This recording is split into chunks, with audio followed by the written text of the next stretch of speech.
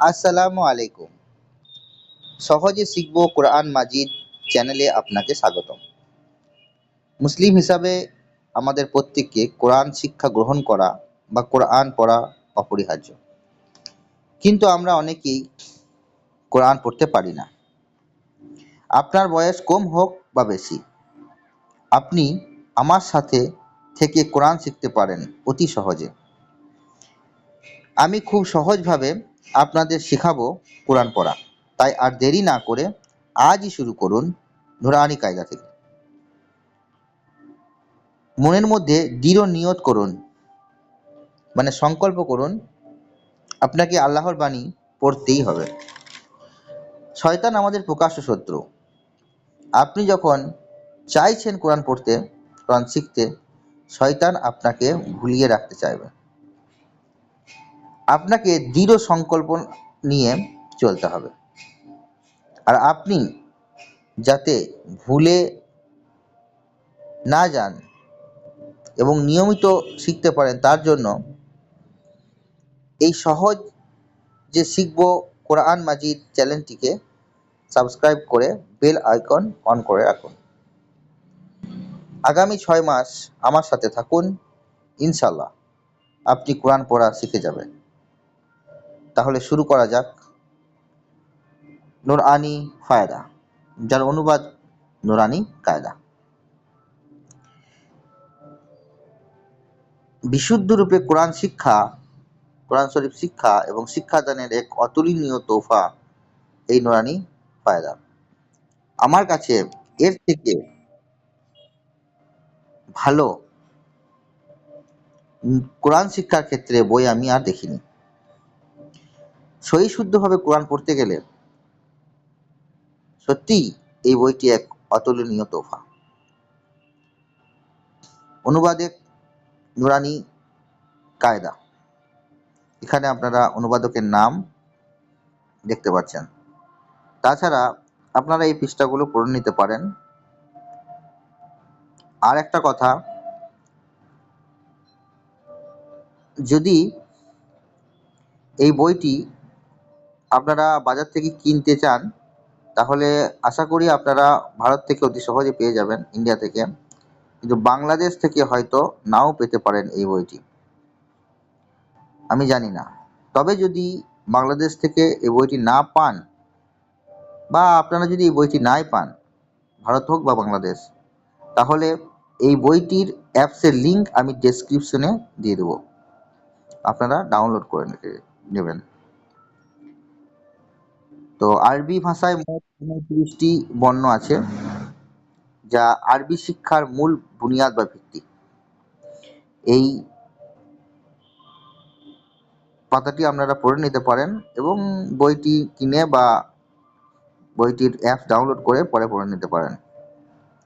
তো আমরা শুরু করব এখান থেকে। আরবি অক্ষর সমূহের উৎপত্তি স্থলের চিত্র। আরবি ২৯টি অক্ষর মুখের ভিতরের কোন অংশ থেকে উচ্চারিত হয় তা ছবি আকারে এখানে অঙ্কন করে দেখানো হয়েছে।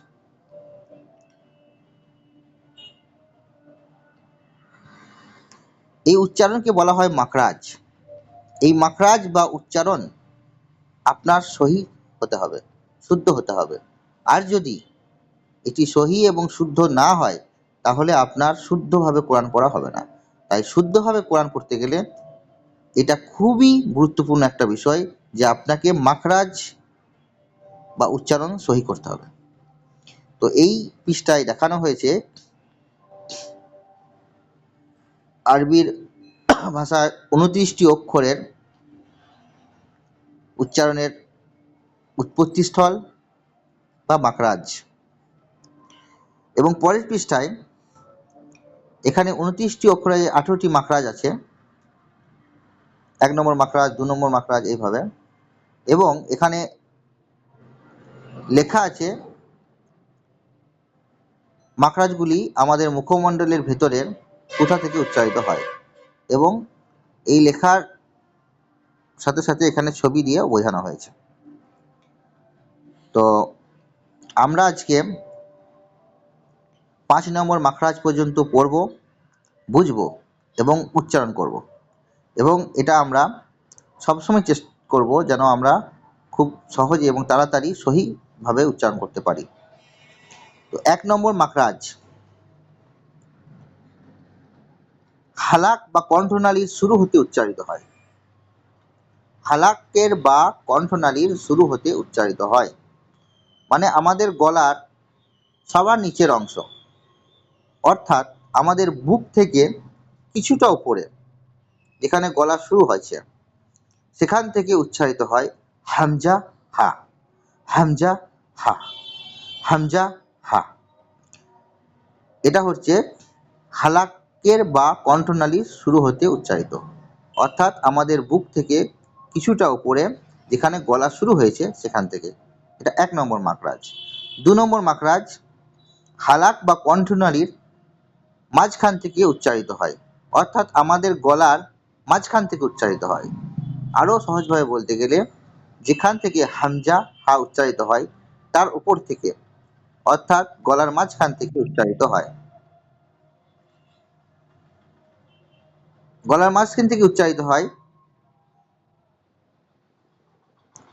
আইন হা, আইন হা, আইন হা, আইন হা।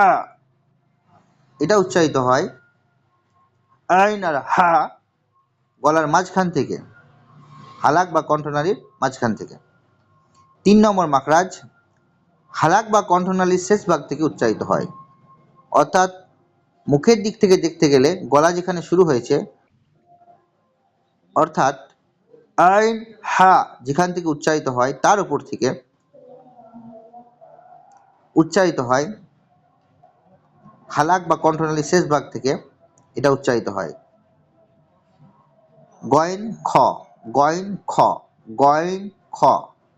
এটি উচ্চারিত হয় আমাদের গলা মুখমণ্ডল থেকে দেখতে গেলে, মুখের দিক থেকে দেখতে গেলে যেখানে গলা শুরু হয়েছে সেখান থেকে উচ্চারিত হয় গয়েন খ, আর বুকের দিক থেকে দেখতে গেলে গলা যেখানে শেষ হয়েছে সেখান থেকে উচ্চারিত হয় গয়েন খ। 4 নম্বর মাখরাজ, জিভের গোড়া, জিভের গোড়া, আমাদের জিভের গোড়া মানে ভেতরের অংশ, জিভের গোড়া বলতে জিভের ভেতরের অংশ, যেখানে জিভ শুরু হয়েছে ভেতরের অংশ, বার দিকে নয় ভেতর দিক থেকে প্রথম অংশ সোজা কথায়, সেখানে জিভের গোড়া বা তার বরাবর উপরের তালুর সাথে লাগিয়ে উচ্চারিত হয় 2 নোক্তাওয়ালা কফ, কফ, কফ, কফ, কফ, কফ, কফ। কফ উচ্চারিত হয় জিভের গোড়া বা তার বরাবর উপরের তালুর সাথে লাগিয়ে উচ্চারিত হয়। 5 নম্বর মাখরাজ, জিভের গোড়া হতে মানে যেখানে কফ উচ্চারিত হলো, কফ যেখান থেকে উচ্চারিত হলো সেইখান হতে একটু আগ বাড়িয়ে ঠিক জিভের মাঝখান থেকে, অর্থাৎ ঠিক জিভের মাঝখান থেকে তার বরাবর উপরের তালুর সাথে লাগিয়ে উচ্চারিত হয় মধ্যিখান পেঁচানো, মানে এরকম দেখতে, মধ্যিখান পেঁচানো এরকম, মানে এরকম দেখতে কাপ, কাপ, কাপ, কাপ। মানে জিভের মাঝখানটা উপরের তালুর সাথে, জিভের মাঝখানটা তার বরাবর উপরের তালুর সাথে লাগিয়ে উচ্চারিত হয় কাপ, কাপ, কাপ। তো 5 নম্বর মাখরাজ, জিভের গোড়া হতে একটু আগ বাড়িয়ে তার বরাবর উপরের তালুর সাথে লাগিয়ে উচ্চারিত হয়। তো আজকে এই 5 নম্বর মাখরাজ পর্যন্ত রইল, আগামীকাল 6 নম্বর মাখরাজ থেকে শুরু করব ইনশাআল্লাহ। তো আসসালামু আলাইকুম ওয়া রাহমাতুল্লাহি ওয়া বারাকাতুহু।